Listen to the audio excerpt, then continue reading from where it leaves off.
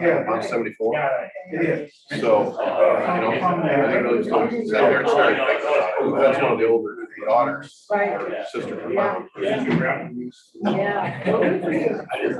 That's a good job. You gotta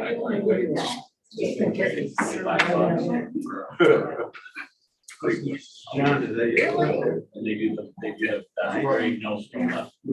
want to jump in the car, but I just fell off the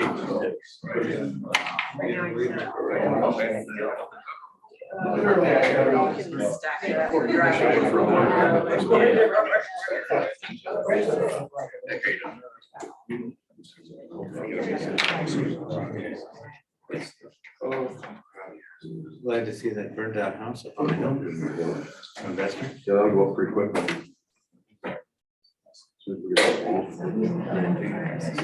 What do you need to do? Trim the straight the grass, open up the dirt. Just about. We get it done. All one day. So I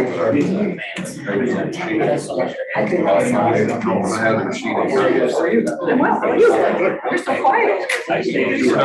Literally. You knew well. That's okay. No. He's got one below. He's traffic. Get it out.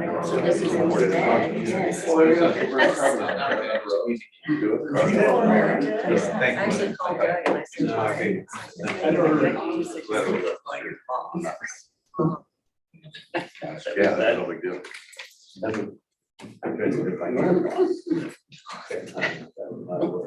You need to tell him, you need to make sure he's on that. All right.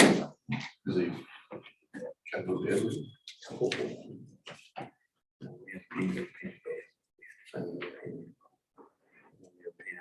So walls are painted out. Manage to make it quick.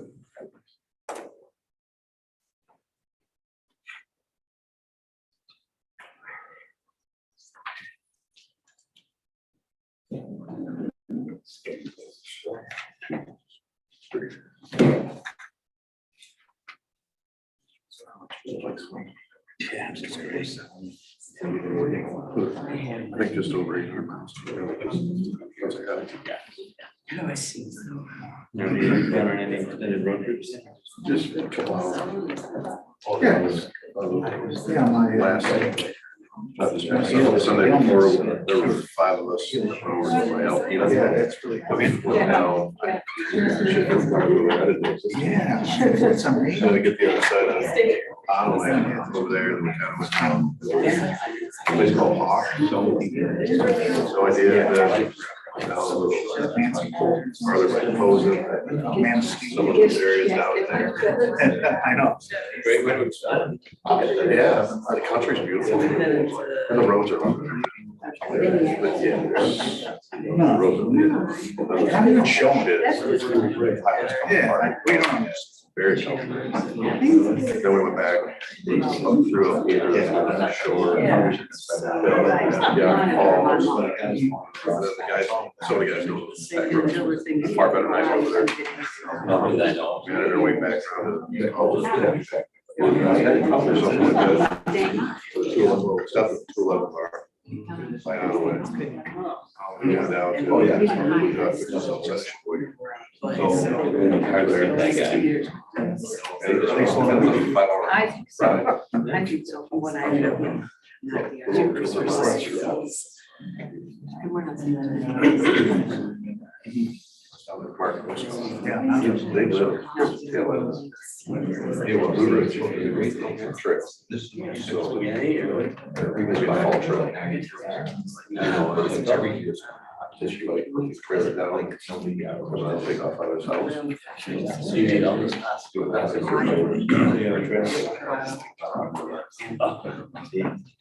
That's the way to get there.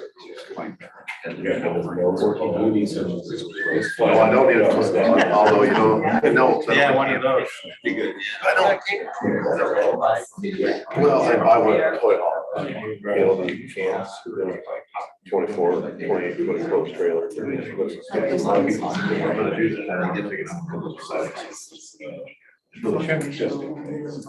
Because when I go down to Tennessee, that's a big size. I really don't know.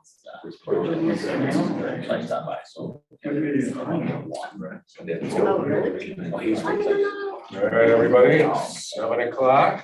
Call this meeting to order. All rise for the flag.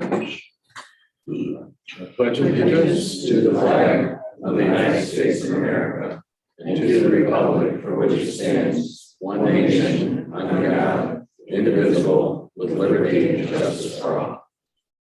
Thank you. Nick? Yes, Nancy Rondell, John Cops here, John Leo. Here. Matt Bugera Here. and Al Dyka. Here. We do have a quorum. Good. Open up the floor to public comment. If anyone has something that's not on the agenda? James. I have a short thing I'd like to read, and yes, it is under 3 minutes. I have a common sense request and explanation why. Because you will not listen to the tax-paying voters, and because it's clearly obvious that the council will let the taxpayers vote on the paid parking tax, it would go down in flames. So your answer seems to be, let's pass it on our own, jam it down their throat. Because of this, and with 3 seats up in November, if the voters vote for a new city council, listen to them. On day one, that council can and hopefully will rescind this atrocious parking tax idea. Therefore, I'd like to request that this council use common sense and do not approve any purchase, any parking items, including signs, or sign a contract until after the November 22 election. No reason to spend any money until after that election. The concern, Nancy Rondell at a March City Council meeting said we'll probably still need a paid parking tax, even if the Headley rollback passes in August. Well, that scares me to death, especially since you do not need the voters' permission to do a paid parking tax. I cannot imagine a worse scenario that would damage this body even more than to get Headley passed and turn around and also vote for a paid parking tax. The word greed comes to mind. Personally, I don't think you'd be able to walk down the street if both were implemented. For some reason, you do not include the 25 million plus of new construction that's taking place, or the increase in the home sale values that will now be reassessed at a higher taxable value, add lots of income to the city, estimated to be over 150,000 a year. The city of Harbor Springs does not have an income problem, we have a spending problem. Very important to note, since including the 2017, our tax revenue is up 14.12%, yet our cash balance is down 20.22%. No, this is not all done to the spillway. This is called overspending. I don't think it's any secret that many people do not have much respect or trust with City Hall, City Manager, City Council at this given time. There are many reasons, examples to back up this statement. Being told the city is broke, might have to cut services such as police, but soon after hires a new employee for a position 70,000 plus or minus. We are told you want to hear from the people, yet do nothing with the information. I recognize the overwhelming number of people that do not want any type of paid parking in the city, yet it's still being discussed. We are being told by the city council, we'll need to look for some savings. So far, no action, just crickets. In fact, just more spending with more spending ideas. We were told almost mandatory cuts were totally presented as a punishment for the peasants, and that's it. Cuts do not need to be all or nothing. Please share any cuts that may have occurred that we don't know about. Not calling number 4, not calling the Headley rollback a tax increase, but now in the letter I received on 4/15/22, it now correctly uses the verbiage tax increase. If the city raises the millage, there are many examples of this sad state, and it needs to change. The city has now become a family and friend style of government, not a representative of the taxpayer style of government it should be. What happened to being ethical and above board, the deals you have made between each other and past is just amazing and frankly atrocious. Example is Leo getting an old garage in turn for a vote for a setback for a new garage for a friend. Just sick. We are not a city we were just a short 3 years ago. So very sad. Please use this chance to get some integrity back in our city and do not do anything until after the November election, please. Thank you. Anyone else for public comment? Agnes? Backus, 500 West Summit, and to Mr. James, his letter to the editor in last week's paper, there's many statements in it that I've been told are false, but I think his intent was that the city is not made any cost reductions, and if there have been, other than I know the Alanson Library, what are they? And they need to be published in the paper. The other thing is the Headley override, the 0.5 mil tax. In addition to that tax increase, you're asking for money for the boardwalk, the skate park. Now there's this historical corridor, or whatever the heck that is, $3 million. The school bond passed, several months ago, so that's increased. Our electric rates went up, and there's a new land bank brewing out there that we're asked to fund. So when our kid came to visit over July 4th, he said, "No, Mom, it's like you're bluff people. We're not allowed to come off the bluff until after summer, then the bluff people can come down. Everything you guys do is for visitors and not really for us people that live here."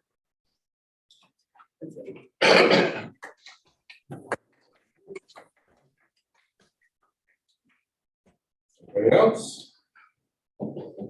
Real quick, we received complaints about both side signs being in the right of way. The Save Our Services and the Vote No signs. 8 foot from the edge of the road if there's no curb, or not between the curb and the sidewalk. And as I've driven around, I worked nights last week, and there's several signs, both sides in the right of way, and they need to be moved back. And tonight I've instructed, yes. Can you send me a text message of what signs they are, and I will get those corrected? I don't have them, Okay. like I know Because we there's, purposely try to make sure as we know. I know the rule. some Vote No signs up on Lake Street. They're sporadically all over town. So what I asked Officer Johnson to do tonight, after midnight, after you guys, both sides get an opportunity to move them, would be, he's just gonna take them, any signs in the right of way, pull them out of the ground and put them in the yard behind 8 foot back. We're not taking them, because I don't wanna just, we're gonna take them and put them 8 feet back so that the landowner can properly put them where they belong. Thank you. And he's gonna, I talked to him tonight at the beginning of shift. We're just gonna take them, we're gonna move them back if they're found, and if we miss one, we'll do it later on. And that goes, we've removed some political signs already. This was why I'll take blame for it. I was sort of waiting to see. I didn't want to upset either apple cart. And now that we received a complaint, I said, we need to do something. Fair is fair, so we're gonna, both sides.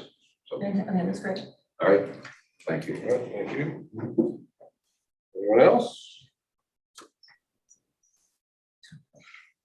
Good. Anyone on the computer?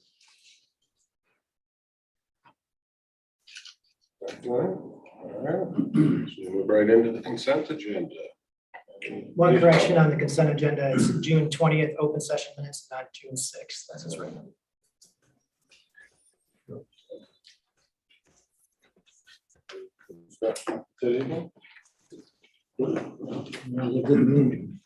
Make a motion to approve it.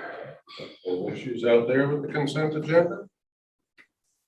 A motion, I'll second it. John Leo, Yes. John Cups, Yes. Matt Bagheera, Yes. Nancy Rondell, Yeah. and Al Dyka. Yes. Motion carried. On to the discussion.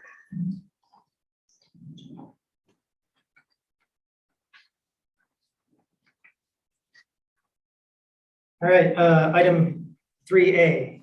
So in early June, council had asked staff to solicit bids for potentially doing the viewing platform, part of the boardwalk project first. So we went ahead and did that. We only received one bidder, or one complete bid. That was from Spence Brothers. You see there, their bid was at $164,000. Benchmark and staff, we estimated probably cost around $50,000 based on increases from 2018 bid responses with some inflation, but Spence Brothers was the only bidder, and they were the only one at the informational meeting, so I think they knew they were gonna be the only bidder, but plus inflation had gone up 9% in June. So they came back with a cost 3 times what we anticipated just for the viewing platform. To give you some more perspective, we had a partial bid from Kent Companies. They're from downstate. They specialize in helical piling, which is what we have proposed for this boardwalk. They couldn't find a general contractor up here that could do it this fall, so they just gave a bid for the helical piles, which came at about $16,600, which is a third of the cost that Spence Brothers quoted for helical pilings. It was more reasonable and in line with what we expected, but they couldn't find a general contractor. So my suggestion here is that, obviously we reject this bid because it's just too much, and that we rebid this as a project once we have the money as a whole project with the rest of the western section of the boardwalk. That's my suggestion here. I don't think we can go ahead with doing the viewing platform in the fall at this price point.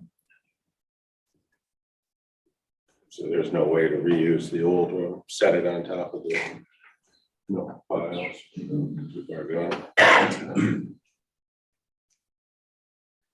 I agree. I don't want to go for this super expensive option. All right, guess we're on hold then. Nick, do you need a motion to reject the bid or No, we need a motion to accept it. no motion?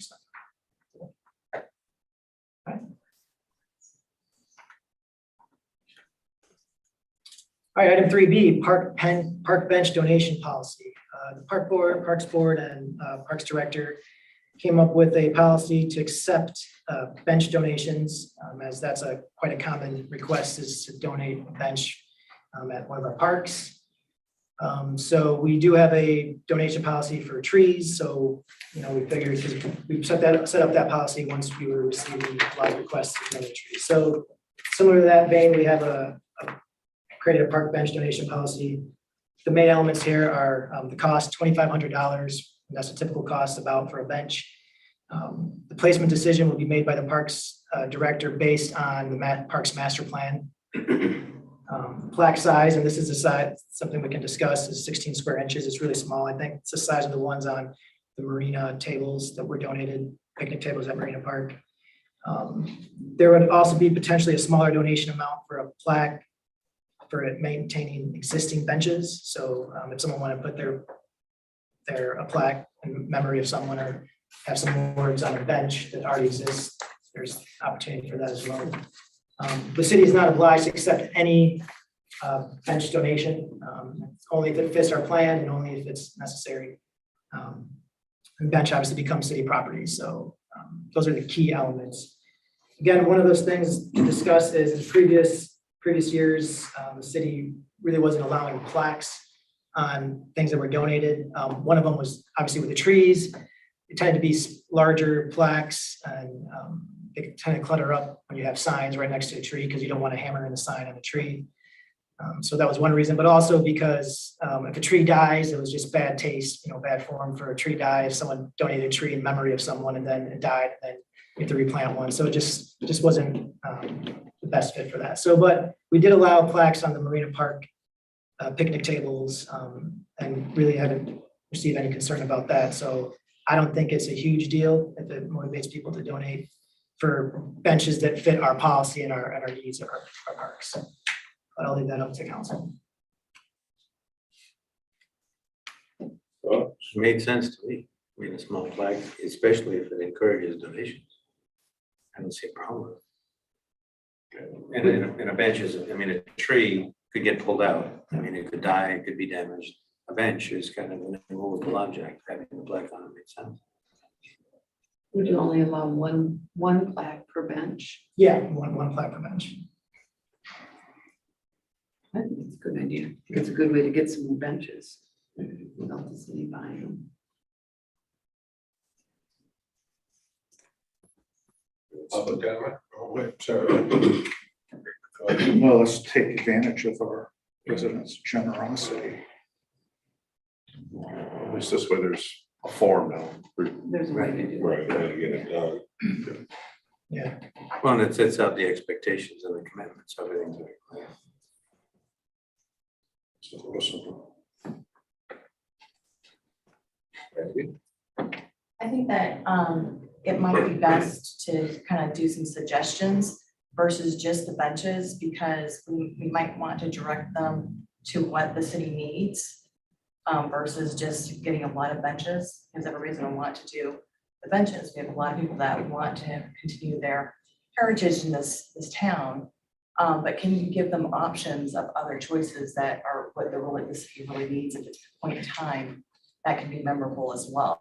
So can you open that up to other items besides just benches? We always are open to accepting donations, but benches are the most frequently requested, so it makes most sense to have a policy for that. But I think council has considered other types of donations in the past on a case by case Yeah, situation. I'm suggesting on a form, or when someone goes and says, this is what I want to do, just kind of keep that option of other things that this city needs, because you're gonna have a lot of, you're gonna have a lot of benches, is my only concern. Then when do you say no? Well, it has to fit the parks master plan for how many benches they have planned. Right. And I would imagine if we filled that up, that would be wonderful. Right. So we had seating, because we do have tables down at Marina Park with plaques on when we needed those. But So I guess it would be what else we we needed at also have that the point. marina building that needs to be done also. I'm just trying to like open that up for other options if somebody wants to get into a plaque too. Mhm. Are they allowing names on bricks by the gazebo? Am I, isn't? They are. Yes, to the They chamber. are. So that's Through another the option chamber, for yeah. folks, right? It's Chamber of Commerce. Chamber, right. It's on city property though. Right. But I'm sure we'd be open, Maggie, to, if something else, was identified as needing some additional support. I think this is a good policy for benches. I Yeah, think it I makes think this is sense. fine for benches. Rachel in her spare time could make a list Mhm. of other things that she'd like donated to the parks. We could probably work that into it. We'll discuss it tomorrow. So what do you need from us? A motion to approve. Well, I would make a motion to approve. I'll second. Matt O'Gara, Yes. Al Dyke. Yep. John Leo, Yes. Nancy Rondell, Yes. John Cox. Yes. Motion carried.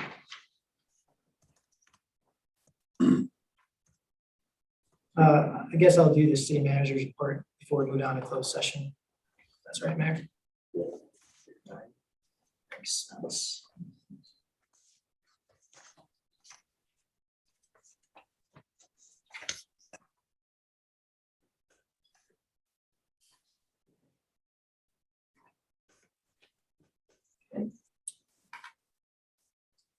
We have hired an apprentice, alignment apprentice for the electric department that we had an opening for.